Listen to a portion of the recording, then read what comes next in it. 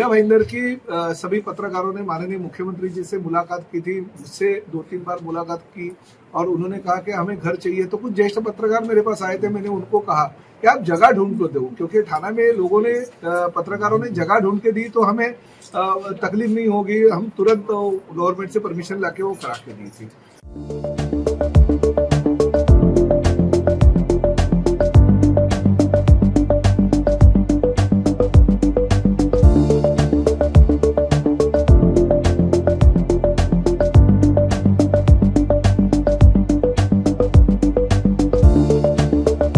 Commissioner साहब को मैंने क्लियर कट बोला, मैं इस शहर का जागरूक लोक प्रतिनिधि हूँ।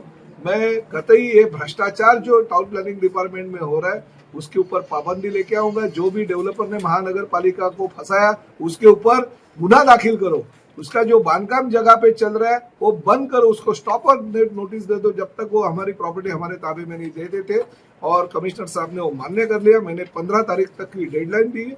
15 अगस्त तक अगर ये आप नहीं करोगे काम तो 16 तारीख को टाउन प्लानिंग डिपार्टमेंट को ताला लगाने में खुद वहां पे जाऊंगा।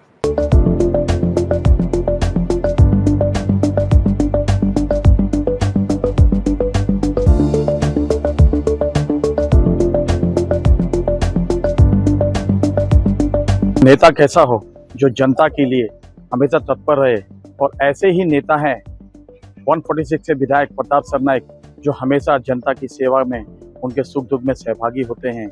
आज उन्होंने बहनाओं के हाथ से राखी बांधकर उनके चेहरे पे मुस्कान बिखेरी है। लाडली बहन जो योजना है उसके तहत कई लाखों बहनाओं को उस योजना का लाभ मिला है और रक्षाबंधन से पहले उनके खाते में 3000 रुपये आ गए, जो आज झलक उनके कार्यालय में देखने मिली। जो बहनाओं के चेहरे पे मुस्कान थी और उन्होंने मुस्कान बिखेरते हुए उनके हाथों में कलाई बांधी है प्रताप सरनाईक के। दर्शकों, और आज जिस इमारत के पास हम मौजूद हैं, मेरे पीछे देख रहे हैं, बहुत मंजिला इमारत है।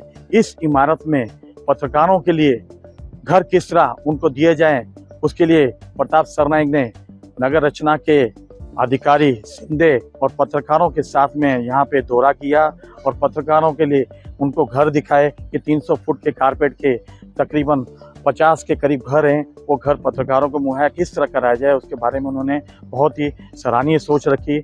बहुत ही कम नेता होते हैं जो शहरवासियों के लिए और उनके लिए सोचते हैं, और बहुत सारे नेता मीरा भाईंदर में हैं, लेकिन किसी नेता ने पत्रकारों के लिए कभी नहीं सोचा, ना ही उनके सुख दुख के लिए सोचा। ये पहले व्यक्ति हैं जिन्होंने पत्रकारों की भलाई के लिए, उनके सुख दुख के लिए, उनको घर उनका कैसा मिले, अपना घर मिले, उसके लिए उन्होंने सोचा और आज पत्रकारों के चेहरे पे मुस्कान बिखेरी है। और उसी तरह उन्होंने बहुत पहले महानगर पालिका को चेतावनी दी थी कि 850 करोड़ से ज़्यादा के भूखंड जो है बिल्डरों के कब्जे में है और वो कब्जे में लिए जाए, नहीं तो प्रताप सरनाईक जो है नगर रचना के बाहर ताला ठोकेंगे। लेकिन ताला ठोकने की नौबत नहीं आई, उससे पहले ही नगर रचना ने 800 करोड़ के जो भूखंड थे उसकी सारी यादी बनाकर प्रताप सरनाईक को सौंपी और उन्हें कहा कि 2 महीने के भीतर उन सभी खाली भूखंडों पे महानगर पालिका जो है अपने ताबे में लेकर उस पर बाउंड्री वॉल लगा देगी। बहुत ही सराहनीय सोच प्रताप सरनाईक की। आइए जानते हैं प्रताप सरनाईक से क्या कहना चाहेंगे और क्या संदेश देंगे पत्रकारों के लिए और शहर की जनता के लिए। मीरा भाईंदर कॉर्पोरेशन के एरिया में अच्छी नई नई डेवलपमेंट चल रही है और यूडीसीपीआर की तरतूदों के अनुसार विकासकों को फायदा देने की राज्य शासन की भूमिका है। वो इसलिए है कि विकासकों को अगर फायदा होगा कि जो घरों की कीमतें हैं वो कम हो जाएगी, आम जो इंसान है, आम आदमी है जो घर लेने वाला है उसको रिजनेबल रेट में घर मिल जाएगा और साथ ही में उसमें से कुछ जमीनें जो है वो कॉर्पोरेशन को मिलेगी, ताकि कॉर्पोरेशन अपना जो भी वहाँ पे रिजर्वेशन डेवलप करना है या जिस चीज़ को जरूरत है तो जगह मिलने के बाद कॉर्पोरेशन कंस्ट्रक्शन टीडीआर में, अगर कंस्ट्रक्शन टीडीआर में डेवलपर नहीं देता है तो खुद कॉर्पोरेशन अपने खर्चे से वो इमारत बनाएगा। ऐसे ये रूल है। तो यूडीसीपीआर के तरतूदों के अनुसार अब तक हमारे जो पीएम शिंदे है, पुरुषोत्तम शिंदे, यहाँ पे आने से पहले बहुत सारे जो भूखंड थे वो विकासकों के ताबे में थे। यूडीसीपीआर के तरतूदे के अनुसार गार्डन रिजर्वेशन होगा तो 30% डेवलपर को मिलता है, 70% जो गार्डन है वो डेवलप करके कॉर्पोरेशन को मिलना चाहिए। कौन से रिजर्वेशन है उसमें 60-40 का रेशो रहता है, तो 40% में डेवलपर अपना जो विकास है वो विकास करता है और 60% कॉर्पोरेशन को वो जमीन मिलती है। उसमें शहर की उन्नति होती है, शहर को जो चीज़ें रिजर्वेशन के जरिए चाहिए रहती है वो मिलती है।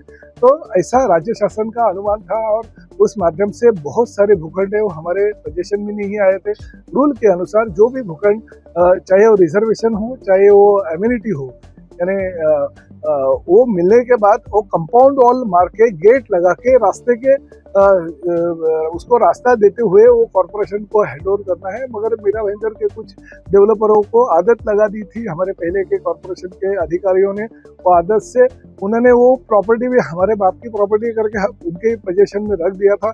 मैंने पत्रकार परिषद में कमिश्नर साहब को जो निवेदन दिया था कि बहुत सारे ऐसे भूखंड है जो कॉरपोरेशन ने हमें हैंड ओवर नहीं की है, तो कमिश्नर साहब ने हमारे एडीटीपी सहायक संचालक नगर रचना जो है उनको कहा कि ताबड़तोब ये जो हमारी प्रॉपर्टी खुद की है उसको कंपाउंड वॉल और गेट लगा के विकास सकाओं के पास से ताबे में लेना चाहिए।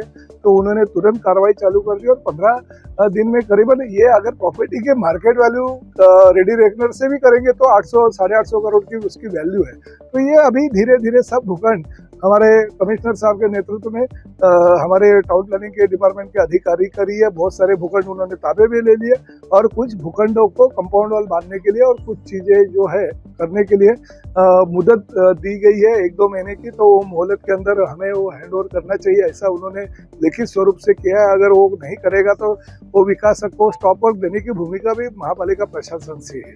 तो ये सिर्फ मैंने निवेदन दिया और आंदोलन करने की भूमिका को ध्यान में रखते हुए हमारे टाउन प्लानिंग डिपार्टमेंट के लोगों ने कार्रवाई चालू कर दी है। और फिर भी मैं उनके सामने यही कहना चाहता हूँ कि 1-2 महीने की जो मोहलत दी है उसमें अगर ताबे में नहीं आएंगे तो फिर मुझे आंदोलन की अगर भूमिका करनी पड़ेगी तो वो मैं करूँगा, मगर वो वक्त नहीं आएगा ऐसा मुझे लगता है, क्योंकि अच्छी तरह से ये लोग काम कर रहे हैं। और साथ ही में जिस इमारत के नीचे हम अभी खड़े हैं वो हाउसफोर्ड डिस हाउस की इमारत थी और वो इमारत में हमारे करीबन 179 फ्लैट से जो 27 स्क्वायर मीटर यानी 300 फुट कारपेट के जो फ्लैट है वो कॉरपोरेशन का आगे के 3-4 महीने में यानी यही महीने के ये साल के अंदर हमको हैंड ओवर हो जाएंगे। उसमें से 50% जो फ्लैट है वो कॉरपोरेशन की मिलेगी और 50% फ्लैट है जो स्टेट गवर्नमेंट को जाएगा।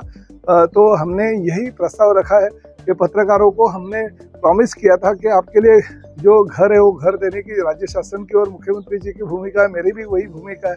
तो जो 90 घर मिलेंगे वो 90 में से 45 अगर पत्रकारों को मिलते और 45 अगर रास्ते ये मीरा भाईंदर शहर के कुछ लोगों को प्रॉमिस किया गया है उनको अगर दे देते तो दोनों काम हो जाते, पत्रकारों को भी काम हो जाता है और वो विस्थापित जो है नागरिक उनका भी काम हो जाता है। तो इस तरह से प्रस्ताव हमारे कमिश्नर साहब सहायक संचालक नगर रचना के माध्यम से राज्य शासन को भेज देंगे और मुख्यमंत्री जी ने प्रॉमिस किया कि वो जो आपकी भूमिका है वो भूमिका हम मान लेंगे और मीरा भाईंदर शहर के प्रस्ताव को मंजूरी दे देंगे।